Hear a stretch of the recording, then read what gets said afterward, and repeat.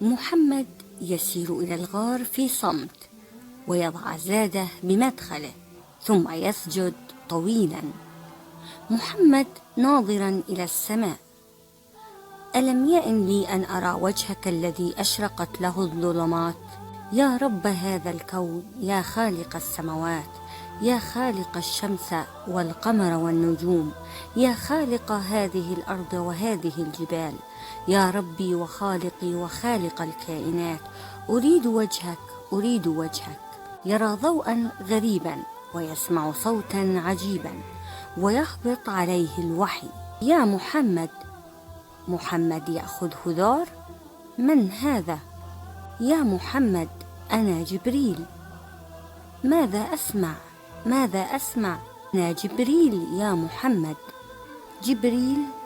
جبريل يدنى كتابا في نمط من ديباج: اقرأ. محمد يأخذه رعب: ما أقرأ؟ جبريل يغته بالكتاب: اقرأ. محمد وقد بلغ منه الجهد: ما أقرأ؟ جبريل يغته: اقرأ. ماذا أقرأ؟ اقرأ باسم ربك الذي خلق، خلق الإنسان من علق. اقرأ وربك الأكرم الذي علم بالقلم، علم الإنسان ما لم يعلم. في دار محمد خديجة بقرب الباب. محمد يدخل على خديجة وبه روع شديد. خديجة تستقبله: أين كنت؟ لقد بعثت رسلي في طلبك حتى بلغوا مكة ورجعوا إلي. محمد مرتعدا: زملوني زملوني.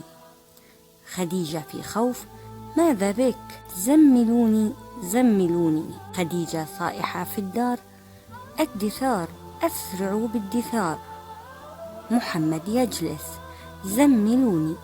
تأتي جارية بدثار فتتناوله خديجة على عجل.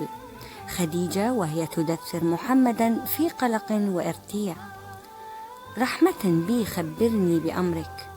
محمد كالمخاطب لنفسه: ملك من السماء، رحمة وغفرا. ماذا أسمع؟ ماذا تقول؟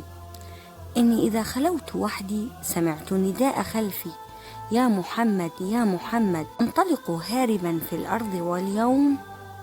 خديجة في قلق: واليوم؟ ملكا من السماء، رأيت اليوم ملكا هبط علي وكلمني وسمعت صوته. خديجة تصغي إليه مليا: ملكا؟ محمد كالمخاطب لنفسه: قال لي يا محمد أنا جبريل، وأقرأني من كتاب معه في نمط من ديباج. جبريل؟ تطرق متعجبة مفكرة. محمد كالمخاطب لنفسه: لقد خشيت على نفسي. خديجة ترفع رأسها: كلا، والله ما يخزيك الله أبدا. يا خديجة، والله ما أبغضت بغض هذه الأصنام شيئا قط، ولا الكهان.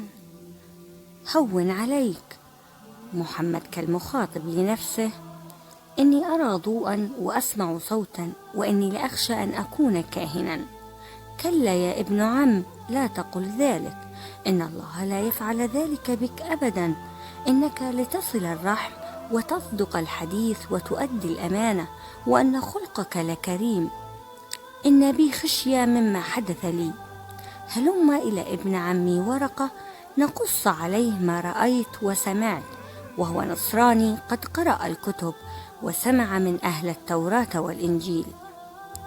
عند ورقة بن نوفل وهو شيخ كبير أعمى، محمد وخديجة بين يديه.